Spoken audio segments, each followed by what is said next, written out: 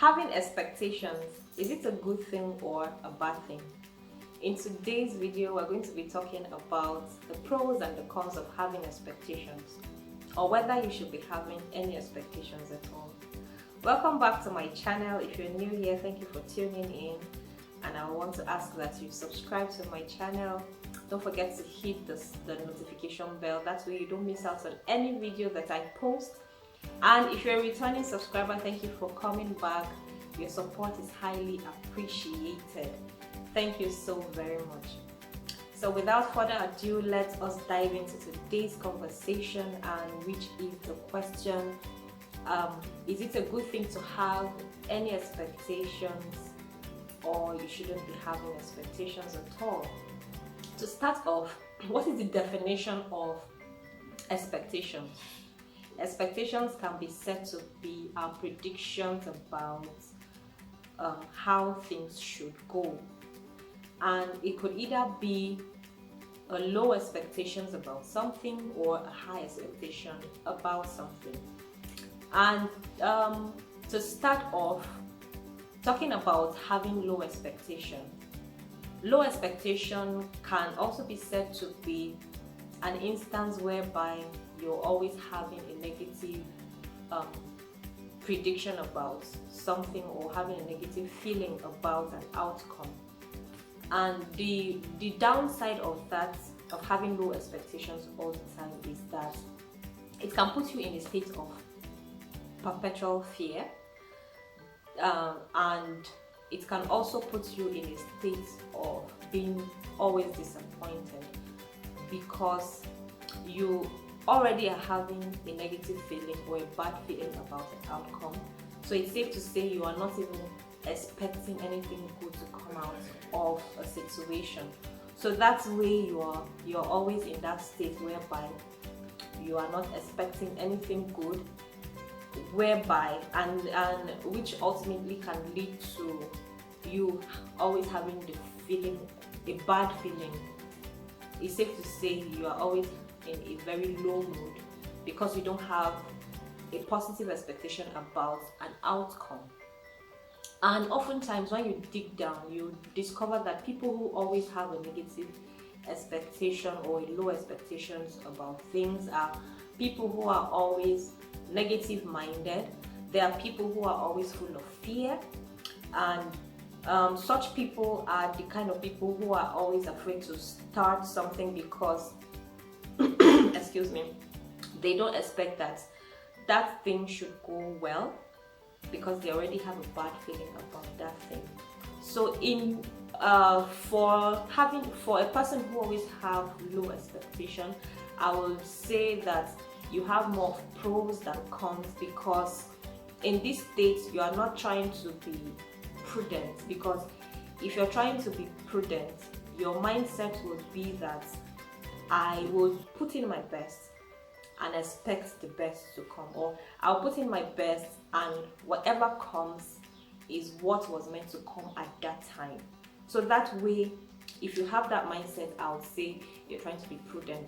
But when you're always having a low expectation mindset, it means that you are always having a negative feeling about things, and then your expectations are always to the negative, and you're always the type who is fearful. So now what happens to people who have that kind of mindset, or people who always have low expectations? The con about this is that such people are, like I mentioned earlier, tend to be full of fear, and then they are pessimistic kind of people.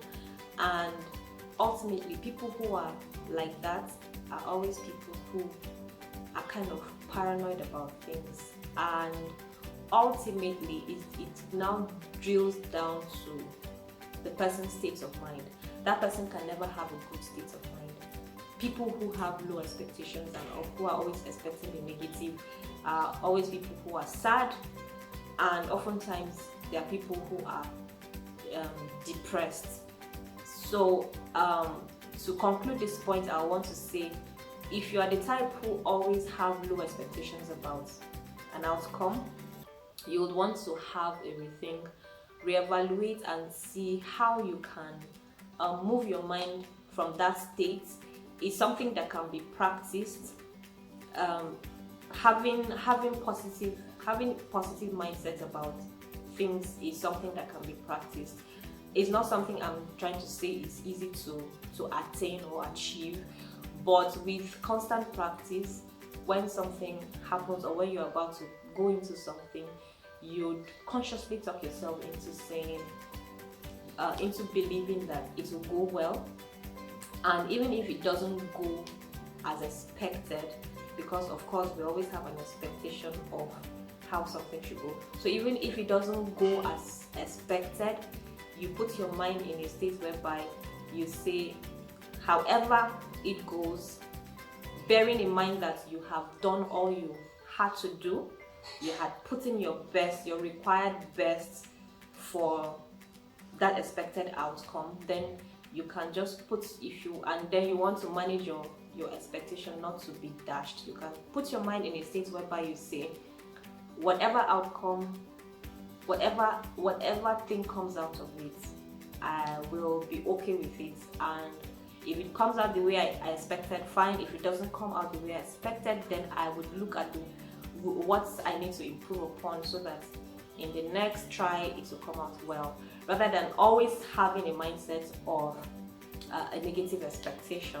So I would think that is what we should do to come out, to bring ourselves out of the state whereby we're always expecting a negative outcome. So now let's talk about having high expectations. High expectations can go in two ways. High expectations could be either of ourselves or of others. So now let's talk about having high expectations of ourselves. When you have high expectation of yourself, it could go either way. It could, one, propel you to achieving high goals. There are people whereby if they set a goal, however humongous it may appear, they are those kind of people who are able to push themselves to achieving that goal, no matter how Herculean the task may appear. So in that case, when you have high expectation of yourself, those people are able to allow the expectation they have of themselves to propel them into achieving that particular set goal. On the flip side, when on the flip side, other people are not able to manage having high expectations of themselves. What do I mean by this? There are people that after setting a goal and it appears a daunting one, they begin to feel anxious, anxiety sets in, and before you know it, those people are not able to handle the pressure that comes with the thought of not being able to achieve the set expectation that they have of themselves. So you realize that those people are oftentimes destabilized, and some will become stressed up, and some are even led also to the state of depression because they now start thinking low of themselves. You see how it interchanges. So they now start thinking, from having high expectation of themselves, they now start thinking low of themselves because they are already being overwhelmed by the task they've set before themselves, and they're seeing the possibility of them not being able to achieve that high expectation that they have of themselves. So the pro of having high expectation is that it could propel some people to high productivity, while the downside of it is that it could lead people into being stressed and ultimately leading them into depression and thinking low of themselves. Now, talking about having high expectation of other people. When you have high expectation of other people, you are already setting yourself up for disappointment. Why? Because you are putting your expectation in another person whom you totally do not have control over how they act or how they do not act, because You can never be in control of how somebody acts, because a person is not a robot. If it was a robot, you say, oh, I have a remote control, so I can totally predict the outcome of that robot if I press this button. But when you put high expectations on others, you're already setting yourself up for disappointment. And oftentimes, people who have high expectations of people tend to get disappointed, because most times in their mind they set this kind of unrealistic expectation of people, whereby the person is not able to attain or achieve that expectation that the person have of them, and therefore you become disappointed. And such people who have high expectation of other people, they are the kind of people who allow their moods to be detected or controlled by their expectations. And so I would mention some characteristics of people who allow their expectations to control them. Number one, if you are the type who is always touchy, even by little things, then you are the type who allows yourself to be ruled by your expectations. Take for instance, if you're the type who gets upset by someone not making a cup of tea for you in a certain way, then you're allowing your expectations of others to control you, forgetting that there are different ways to make a cup of tea. So it's better to just be liberal, and if the job is done, it's done, and then you accept it and move on, rather than having your expectations of people to dictate how you act, and it makes you start behaving irrationally. Two, if you're the type who is constantly in a state whereby you're not happy with yourself, then you are the kind that is allowing your expectations to rule you, because you never feel that you have achieved enough or you've attained enough. In short, you don't even allow yourself to savor the moment that you're in. You don't allow yourself to soak in the success of the moment that you've achieved, but instead you're always looking at the next thing ahead. It's not a bad thing to always think ahead or look ahead, but most times we do that at the detriment of enjoying today. And so therefore you see that such people do always appear ungrateful, because they don't see what is before them, because they're already thinking about what is ahead, forgetting to enjoy what they have before them. And then if you're the type who have been criticized or called to be someone who is very difficult, then you are someone who allows your expectations to control you, because nobody can ever meet up to the standard to which you have set for them in your mind. So you discover that nobody is able to please you because of some high expectation, high unrealistic expectation that you have of people in your mind. And then another category of people are the ones who always expect other people to do something for them. Like they always think that someone owes them something.